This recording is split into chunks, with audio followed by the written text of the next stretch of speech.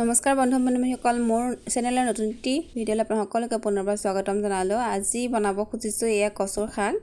আৰু যিহেতু পথাৰত পানীবিলাক শুকাইছে, এতিয়া কচু কেইডালমান আনিলোঁ বুটলি। আৰু এয়া দেখিছেনে, ঔটেঙা দি দিছোঁ, লগতে আলু দি দিছোঁ, দিছোঁ চিটি মাৰি। আৰু এইফালে চাওক, ভাত ৰেডি হৈছে মোৰ। আৰু এইফালে আনি থৈছোঁ ৰৌ মাছৰ মাথা ফ্ৰাই কৰি থৈছোঁ, আৰু এয়া দিম কচুৰ লগত। আৰু এইফালে মই লৈছোঁ এনেকৈ দুটা নহৰু আৰু এটা পিঁয়াজ তাত দিবৰ কাৰণে। আৰু আগলৈ মই কি কৰি আছোঁ দেখুৱাই আছোঁ, চাই থাকক আপোনালোকে। আমি জীয়াই থকা দিনকেইটাত সদায় মানে কি হয়, পোৱা নোপোৱাৰ দুমোজতে মানে খেলি মেলিতেই সকলোবিলাক দিনবিলাক পাৰ হৈছে বুলিয়ে ক'ব পাৰি।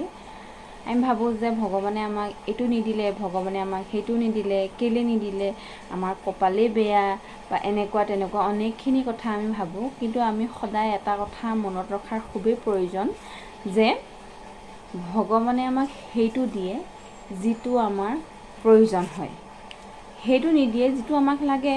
আৰু যদি প্ৰত্যেকজন মানুহে পৃথিৱীত সকলোবিলাক নিজে বিচৰাৰ মতেই পালে হয়, তেতিয়াহ'লেতো পৃথিৱীখন মানে মানুহ ইজনে সিজনকতো কেয়াৰ নকৰিলে হয় ন, সকলোৱে নিজৰ মতে থাকিলহেঁতেন। সেইটো কাৰণে ভগৱানেও কিবা এটা চিন্তা কৰিয়ে এনেকুৱা ধৰণৰ এখন পৃথিৱী গঢ়াইছে, য'ত তোমাৰ প্ৰয়োজনটোহে দিব ভগৱানে তোমাক যিটো লাগে সেইটো তোমাক কেতিয়াও নিদিয়ে। আজি মই বনাই আছোঁ কচু শাক। আৰু কচু শাকৰ কাৰণে মই ৰেডি কৰিছোঁ, এয়া পিঁয়াজ কাটিছোঁ, নহৰু গুচাই থৈছোঁ, নহৰু বাকলি নহৰু গুচালোঁ বাৰু, নহৰু গুচাইছোঁ। আৰু লগতে মাছৰ মাথা দেখুৱাইছোঁ, মাছৰ মাথা এইবিলাক মানে ৰেডি কৰি লৈছোঁ। এতিয়া চাওক, এতিয়া মই লৈছোঁ এইটো খুন্দনা। ভাল লাগিছেনে খুন্দনা দেখি বাৰু? আমাৰ ঘৰত মিক্সি আছে যদিও ছোৱালীজনী শুই আছে যিহেতু, সেইকাৰণে মিক্সি ইউজ নকৰোঁ, এইটোতে খুন্দিম। এতিয়া মই ইয়াত লৈছোঁ জালুক কেইটামান আৰু জলকীয়া খুন্দি লওঁ। তাৰ পৰা মই কেনেকৈ মানে তেল মাৰিছোঁ আৰু কিমান ধুনীয়া গোন্ধ ওলাই কচু, তাকে দেখুৱাম আপোনালোকক। ভিডিঅ'টো শেষলৈকে চাব। আৰু যদি কোনোবা আহিছে মোৰ চেনেল, প্লিজ ছাবস্ক্ৰাইব কৰি দিব। এইফালে মই কেৰাহীখন পাতি লৈছোঁ, ইয়াৰ কেৰাহী পাতি ল'লোঁ আৰু যা যোগাৰ কৰি থৈছোঁ সকলোবিলাক ল'লোঁ। আদা নহৰু অকণমান, তাৰপৰা এইটো হৈছে জালুক আৰু জলকীয়াৰ পেষ্ট অকণ বনাই ল'লোঁ, খুন্দনাত খুন্দিছোঁ। এটা কেঁচা পিঁয়াজ আৰু এইফালে কেইটামান লৈছোঁ মেথি গুটি, গোন্ধটো ভাল হ'বৰ কাৰণে। এয়া ইয়াতে দিম, এতিয়া চাই থাকক। এইফালে আমাৰ কচুখিনি সম্পূৰ্ণ সিজি ৰেডি হৈ গৈছে, দেখিছেনে? এয়া সিজি গৈছে। কচু শাক আমাৰ ঘৰৰ প্ৰত্যেকজন সদস্যৰে খুব প্ৰিয়, ছোৱালীজনীও খাই ভাল পায়। আৰু আমি মানে প্ৰায়ে কচু শাক খোৱাই হয়। আৰু লাহে লাহে এতিয়া যিহেতু পথাৰত পানীবিলাক শুকাইছে, কচু খোৱাৰ ছিজন আহিছে, সেয়ে ভাবিলোঁ আজি কচুৰ ভিডিঅ' এটা বনাই দিওঁ কচুৰ। আৰু আছিলে মাছৰ মাথা আনিছিলে, যিহেতু মাছৰ মাথাও আছে তাৰ লগতে। সেয়ে আজি ভিডিঅ'টো চাই কেনেকুৱা পালে শেষলৈকে চাই আপোনালোকে জনাব। যদি ভাল লাগিছে তেতিয়াহ'লে লাইক কমেণ্ট এটা কৰিব। নতুন কোনোবা যদি আহিছে মোৰ চেনেলত, প্লিজ ছাবস্ক্ৰাইব কৰি দিব। ধন্যবাদ। আৰু এইফালে ৰেডি হৈ গ'ল থৈছোঁ, অকণমান তেল কাঢ়ি থ'ম আলু পিটিকা বনাবৰ কাৰণে। কাৰণ কচু মাছৰ মাথা হ'বই যিহেতু, সেইটো কাৰণে ইমান নবনাওঁ আৰু বেলেগ ভাজি।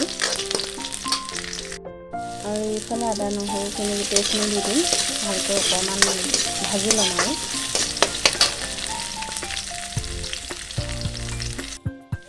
আৰু এয়া ৰঙা হ'ল যিহেতু, এতিয়া এইখিনি অকণমান লাহে লাহেকৈ দি দিম এতিয়া ধুনীয়াকৈ। ঔটেঙা অকণমান দি থৈছিলোঁ যে, খালে মই কচুৰ আদিত তেল দি দিলোঁ, দেখিছেনে? এয়া আমি দি দিলোঁ, জালুকখিনি আৰু জলকীয়াখিনি দি দিছোঁ।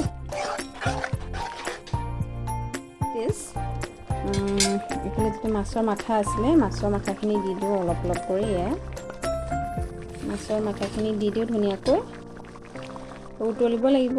মাছৰ ৰসবিলাক ওলালে খাবলৈ ভাল হ'ব। উতলক আৰু এতিয়া এয়া কম হ'ব, সেইটো কাৰণে অকণমান নেমু চেপি দিছোঁ, ইয়াতে গোল নেমু অকণ চেপি দিছোঁ।